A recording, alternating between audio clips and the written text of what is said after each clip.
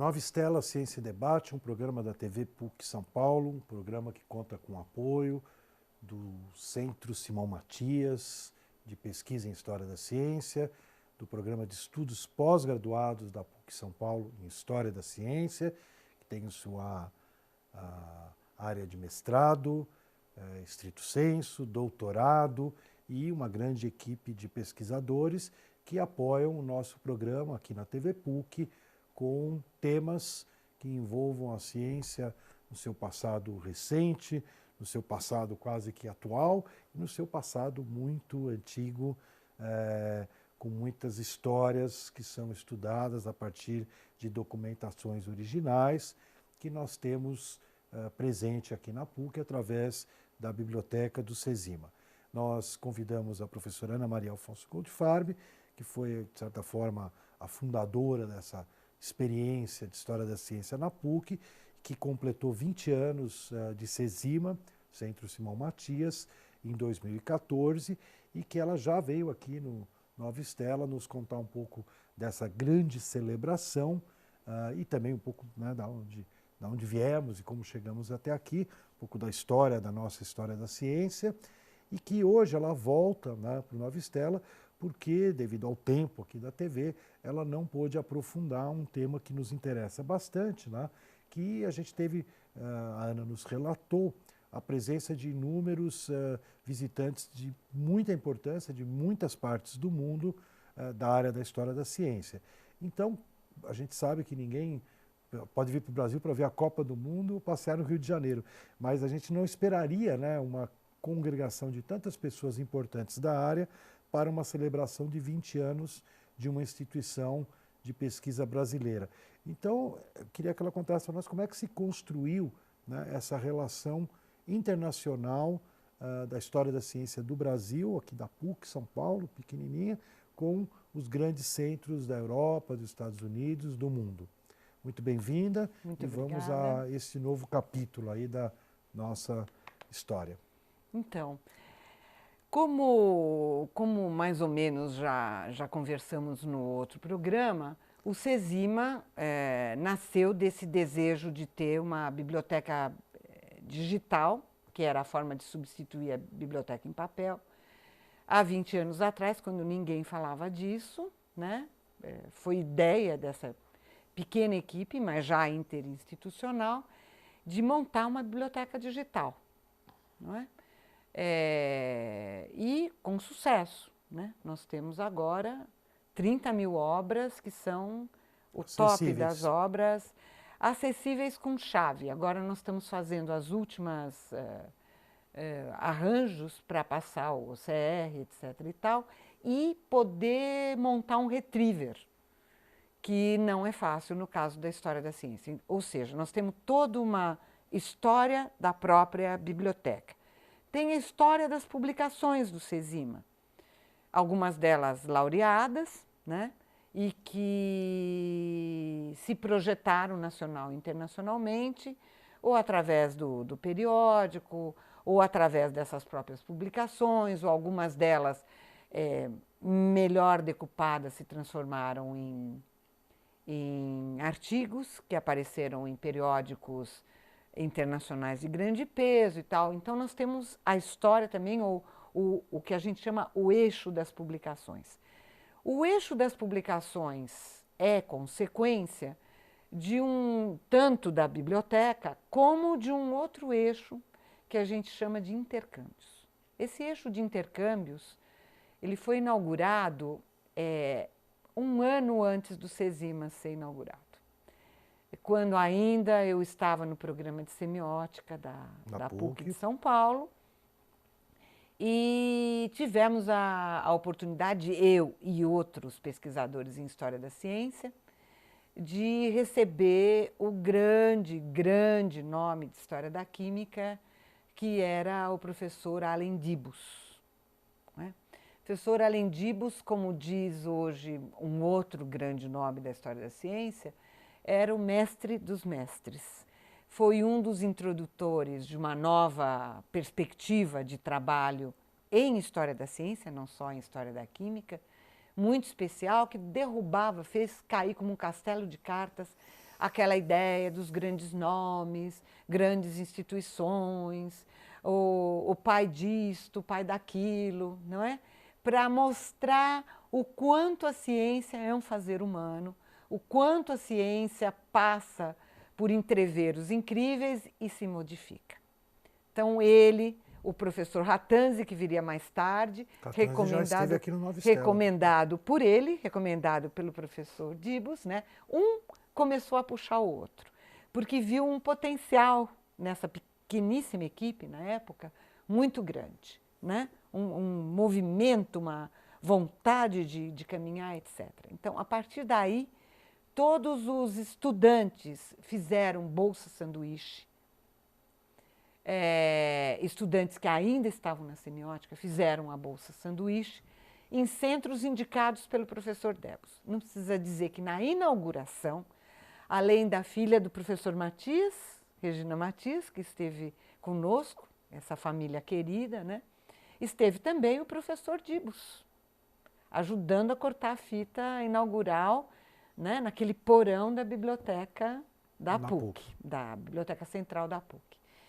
E o professor Dibus iniciou, portanto, esses contatos com grandes centros.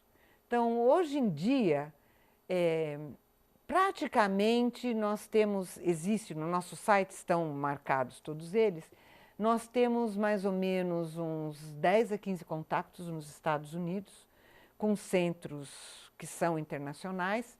Em Chicago, obviamente, que era o centro do professor Matias, mas também... O professor Dibus. Dibus, mas também eu sempre, quando vou falar, falo de um e do outro, porque meu primeiro contato com o professor Dibus foi a partir do professor Matias, não é? Então, foi com o professor Dibus, e aí, muito interessante, porque dali se espalhou para Chicago, para Princeton, para uma das maiores bibliotecas de história da química, que é em Madison, Wisconsin, e daí para Califórnia, para todos os cantos dos Estados Unidos. E aí para o México, Argentina, proximamente também faremos um contato mais próximo com o Uruguai, pensando em termos de América Latina. Em termos da Europa, os centros que são nosso contato vão desde Portugal até os países nórdicos, passando pela Itália.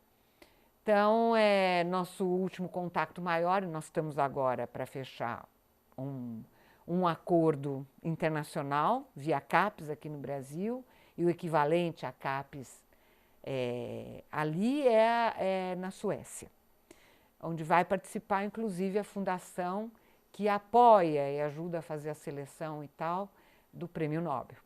Então, até isso CESIMA terá futuramente.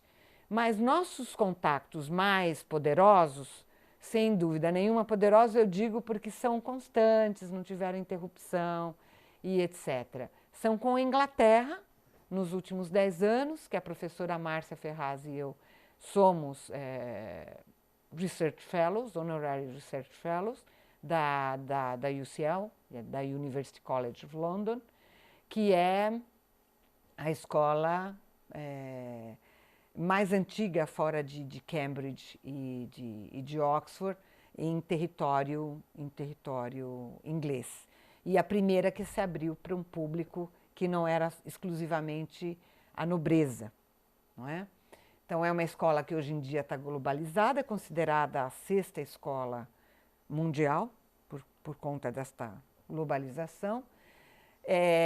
Com eles, nós temos um acordo de muita força nesses últimos 10 anos, e através deles nós chegamos até a Royal Society, onde foram feitas descobertas de manuscritos, etc., com 300, 350 anos, bem embaixo do nariz dos nossos colegas ingleses. Não Como é que é essa história? Então, os brasileiros foram para a Inglaterra para descobrir manuscritos que estavam nas coleções da Royal Society e ninguém tinha percebido. São 3 conjuntos de documentos. Um primeiro já saiu na Notes and Records, que é a revista dedicada à história da ciência da Royal Society, e já saiu em 2010. Um segundo, que foram as primeiras descobertas, que foram um estrondo, não é? Sobre um solvente poderoso, que até agora se dizia que ninguém tinha fórmula. Nós não só descobrimos a receita, como descobrimos da onde vinha, da onde não vinha, e uma assimilação a isso, pensando as partes internas do corpo. Se fez uma assimilação com medicina e alquimia química muito forte. E essa documentação mostra novidades que eram inéditas até aquele momento.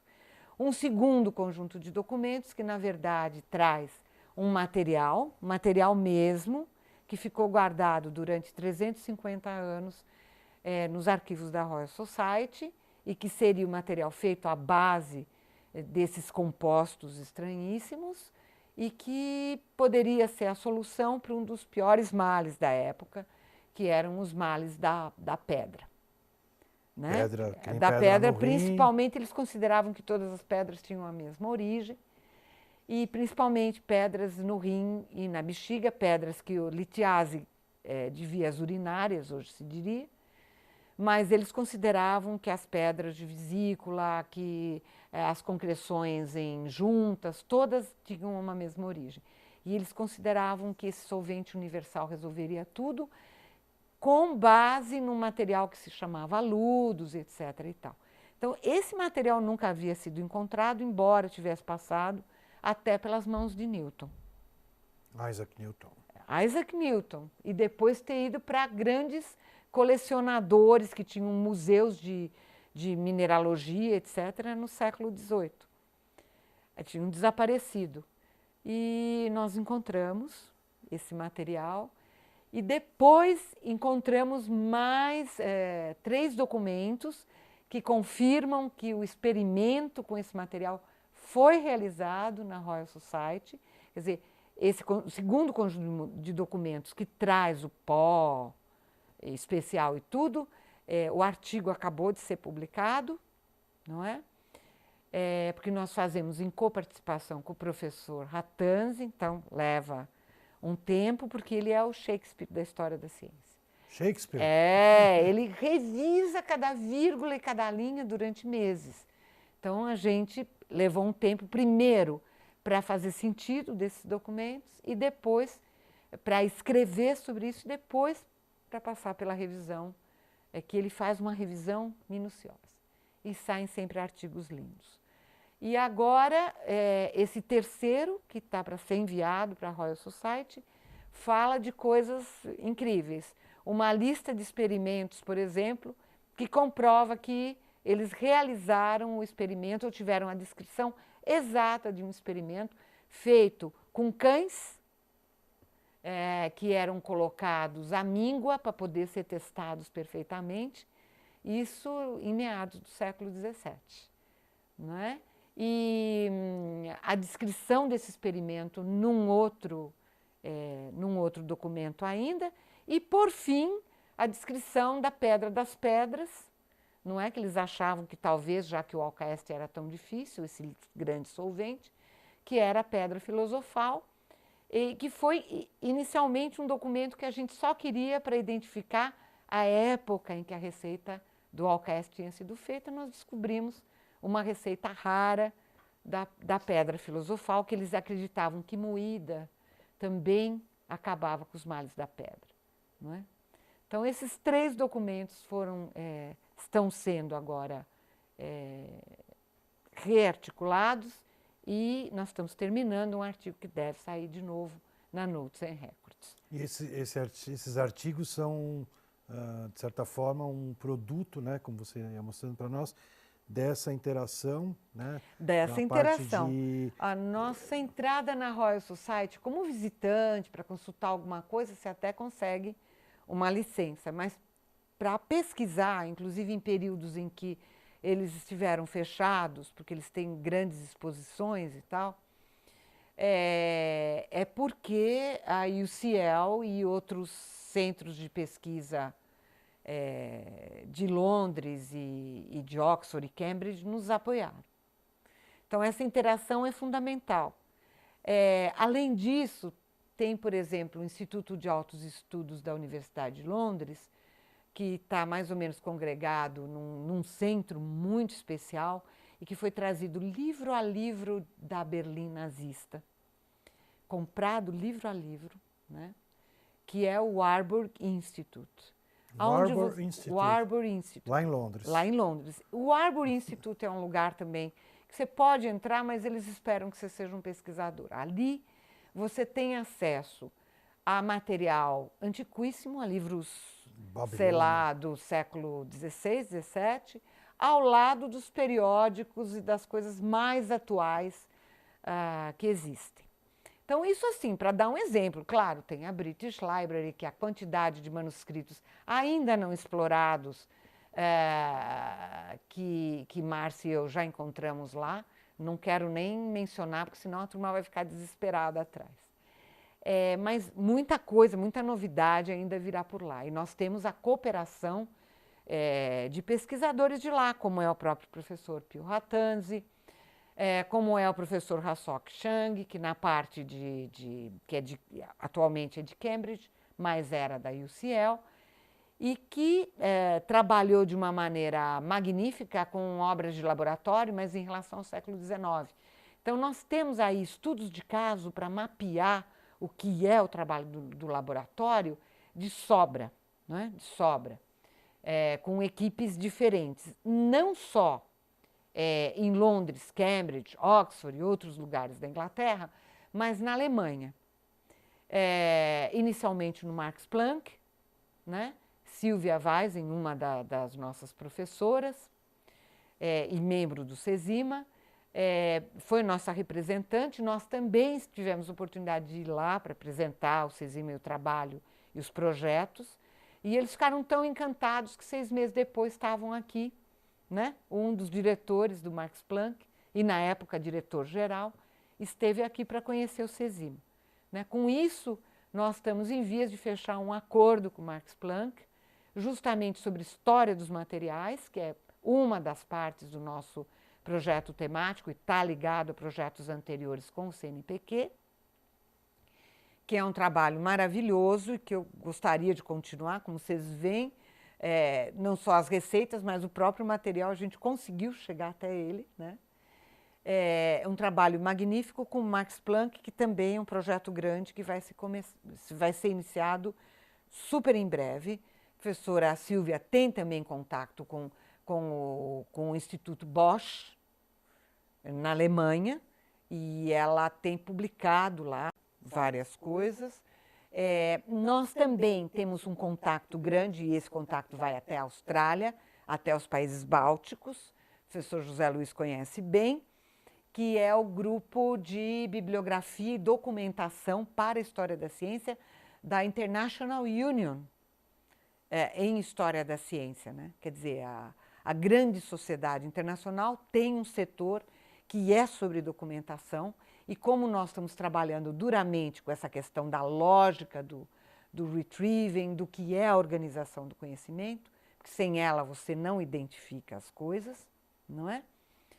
Tudo isso tem sido realizado a partir do diretor desse grupo, que é lá dos Estados Unidos, e com mais membros da Austrália, dos países bálticos, e nós temos o prazer de dizer que o CESIMA é um dos centros que tem cooperado. Nós tivemos em contato com eles a última vez agora na comemoração, mas anteriormente estivemos nos Estados Unidos, em grandes congressos, como na Grécia, o Congresso Europeu e etc.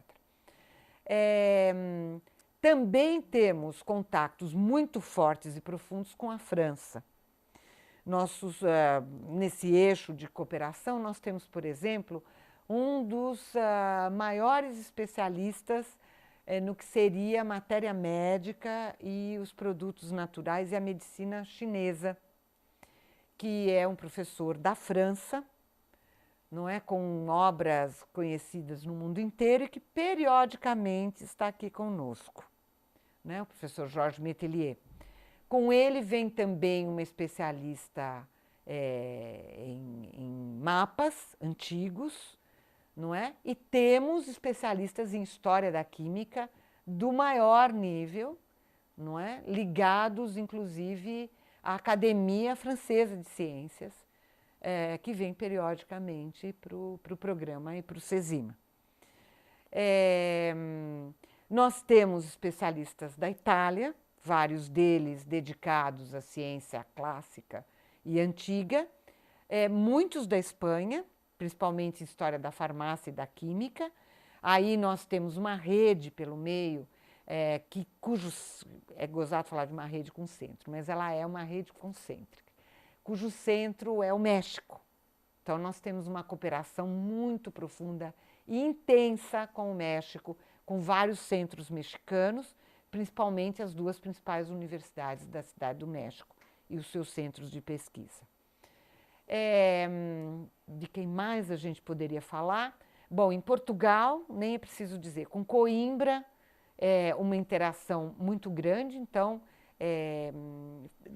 no mês de novembro, vai haver um congresso também muito seleto, né, para comemorar os 250 anos de Seabra Teles, que teria sido o primeiro brasileiro a trabalhar com química em Portugal e a publicar, modo de dizer. O livro dele acabou ficando na gaveta, porque era uma prática portuguesa manter os livros brasileiros na gaveta. Mas,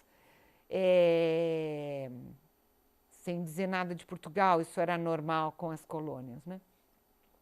Mas Seabra Teles vai ter em seu nome uma comemoração em Minas, porque ele era um mineiro, não é? E uma parte dessa rede portuguesa estará lá. Coimbra, mas também Lisboa, né? Falta o Porto, eu sinto. Mas eu acho que esses dois centros bem importantes têm cooperado com o CESIMA intensamente. Você, né? acha, Ana, que dá para a gente dizer? Eu acho que... Bom, sem falar no centro do Brasil, porque aí, se a gente for falar, aí realmente do Oiapoque ao Chuí. Então, eu acho que é interessante, que acho que no programa de hoje, Nova Estela, você conseguiu mostrar uma dimensão, né, mais detalhada desse intercâmbio, né, que é quase que uma permanente ida e volta. Quer dizer, são pessoas de muitos centros do mundo que vêm para São Paulo, vão lá na PUC, trabalham, né? Às vezes, durante 2 meses. O professor Ratanzi esteve de 1 mês, 3 semanas, 1 mês, a 3, 4 meses. O professor Ratanzi esteve mais de 3 meses conosco, não é? Trabalhando, dando seminários, atendendo estudante, do alto dos seus 83 anos. Então, são intensos. E o outro sempre. lado, você mostrou, é a própria atuação dos professores da PUC, não apenas visitando, né, os outros centros do mundo, mas pesquisando lá fora. Lá fora e trazendo novidades para eles mesmos. Agora, eu acho que não seria justo dizer que o CESIMA só está voltado para um lado internacional. Ele tem um lado nacional, de história da ciência do Brasil, também muito forte, iniciado pela professora Márcia, mas hoje em dia vários dos nossos professores, até eu mesmo dou meus pitacos, o professor aqui, José Luiz, mas que é muito importante. Nós temos uma documentação enorme sobre história da ciência no Brasil, né? Para quem não quer sair da área, não precisa nem sair do estado, porque nós temos aqui cópias de excelente qualidade e de obras das melhores. Mas, além disso, o CESIMA também tem mais um projeto coordenado pela professora Maria Helena Rocho Beltrán, que é um projeto da CAPES, muito interessante, que é um OBDUC, ou seja, um Observatório da Educação, voltado para a história da ciência, ou seja, observando, já que parece que a história da ciência está se tornando obrigatória, né, em toda a rede pública, etc., quem são esses professores que vão dar esses cursos e de que maneira esses estudantes poderão absorver em nível médio ou básico noções de história da ciência. Isso é importantíssimo, porque futuros pesquisadores em história da ciência, ou em política científica, ou sei lá mais o quê, que venham preparados desde o início com noções básicas, isso é algo de uma importância fundamental. E nós precisaríamos saber bem de perto como esse pessoal está sendo formado para passar esses cursos, né? Então, o projeto coordenado pela professora Marilena, com cooperação do professor Fume, está no meio, está nesse meio, né? O Biduc é um grande projeto que também vale a pena saber que está lá, está agregado ao CESIMA, é parte do CESIMA. E lança mais raízes em Mais termos de Brasil. raízes em termos de Brasil. Então, em termos de Brasil, não só a história do Brasil, não só a conexão com a maioria dos grandes centros brasileiros em história da ciência. Eu já falei do CLE, na Unicamp, que é um dos mais antigos e mais bem estabelecidos, mas nós temos, assim, com centros jovens, como o do Paraná, que é um centro bastante recente, etc. e tal, com grupos que estão ligados às mídias digitais e trabalhando com questões de ciência, criando novos instrumentos e tal, até com dobradinhas, coisas que nós fazemos em conjunto, etc. e tal, trazendo os periódicos deles e cruzando e fazendo artigos conjuntos. Quer dizer, é muito completo. Muito, muito interessante o programa de hoje, porque pegou esse lado, ao mesmo tempo, da ida e volta dos nossos pesquisadores pelo mundo afora, né, o eixo intercâmbio, mas que você conseguiu, nessa pincelada final, também mostrar o enraizamento do trabalho do CESIMA, do nosso programa, também no Brasil. Nova Estelas esse debate chega ao seu final novamente, esperando contar com os nossos telespectadores novamente na semana que vem, para mais um debate sobre a ciência, sua história, seu passado, seu presente e seu futuro. Nova Estela gravado aqui no MIS São Paulo, com apoio da Fundação Santa Maria, da editora SM, que tem sempre apoiado os nossos debates sobre ciência e tecnologia na Rede MIS.